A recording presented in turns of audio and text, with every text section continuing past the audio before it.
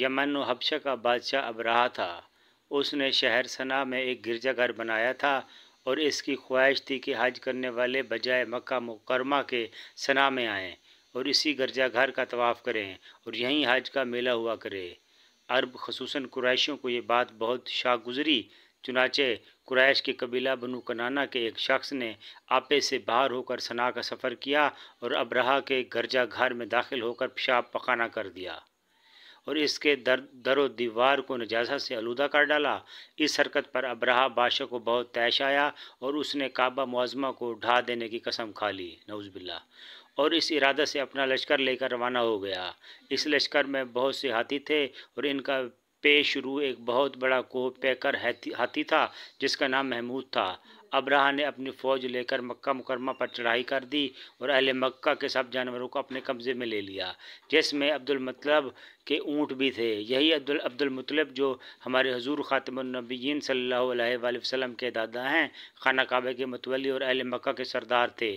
یہ بہت ہی رعبدار اور نہایت ہی جسیم و باشکوہ آدمی تھے۔ یہ ابرہہ کے پاس آئے اور ابرہہ نے ان کی بہت تعظیم کی اور آنے کا مقصد پوچھا تو آپ نے فرمایا کہ میں تو تمہارے کعبہ کو ڈھانے کے لیے فوج لے کر آیا ہوں، جو تمہارا اور تمہارے باپ دادا کا ایک بہت مقدس و محترم مقام ہے۔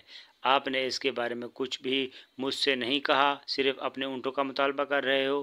حضرت عبد المطلب نے فرمایا کہ میں اپنے اونٹوں ہی کا مالک ہوں، اس لیے اونٹوں کے لیے کہہ رہا ہوں، اور کعبے کا جو مالک ہے وہ خود اس کی حفاظت فرمائے گا، مجھے اس کی کوئی فکر نہیں۔ ابرہہ نے آپ کے اونٹوں کو واپس کر دیا۔ پھر آپ نے قریش سے فرمایا کہ تم لوگ پہاڑوں کی گھاٹیوں اور چوٹیوں پر پناہ گزین ہو جاؤ۔ چنانچہ قریش نے آپ کے مشورے پر عمل کیا۔ اس کے بعد حضرت عبد المطلب نے کعبہ کا دروازہ پکڑ کر بارگاہ الہی میں کعبہ کی حفاظت کے لیے خوب رو رو کر دعائیں مانگیں اور دعا سے فارغ ہو کر آپ بھی اپنی قوم کے ساتھ پہاڑ کی چوٹی پر چڑھ گئے۔ ابرہہ نے صبح تڑکے اپنے لشکروں کو لے کر کعبہ مقدسہ پر دھاوا بول دینے کا حکم دیا اور ہاتھیوں کو چلنے کے لیے اٹھایا، لیکن ہاتھیوں کا پیش رو محمود جو سب سے بڑا ہاتھی تھا وہ کعبے کی طرف نہ چلا، جس طرف اس کو چلاتے تھے چلتا تھا، مگر کعبہ مکرمہ کی طرف جب اس کو چلاتے تھے تو وہ بیٹھ جاتا تھا۔ اتنے میں اللہ تعالیٰ نے سمندر کی جانب سے پرندوں کا لشکر بھیج دیا اور ہر پرندے کے پاس 3 کنکریاں تھیں، 2 پنجوں میں اور 1 چونچ میں۔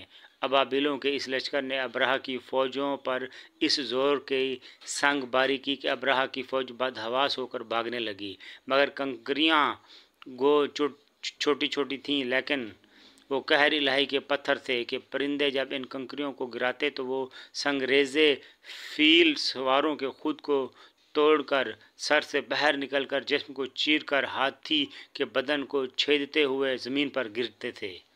ہر کنکری پر اس شخص کا نام لکھا تھا جو اس کنکری سے ہلاک کیا گیا۔ اس طرح ابرہہ کا پورا لشکر ہلاک و برباد ہو گیا اور کعبہ معظمہ محفوظ رہ گیا۔ یہ واقعہ جس سال وقوع پذیر ہوا اس سال کو اہل عرب عام الفیل کہنے لگے اور اس واقعے سے 50 روز کے بعد حضور سید عالم صلی اللہ علیہ وآلہ وسلم کی ولادت ہوئی۔ اس واقعے کو اللہ تعالیٰ نے قرآن مجید میں بیان فرماتے ہوئے ایک سورہ نازل فرمائی جس کا نام ہی سورہ فیل ہے۔ ترجمہ یہ ہے، اے محبوب، کیا تم نے نہ دیکھا تمہارے رب نے ان ہاتھیوں والوں کا کیا حال کیا؟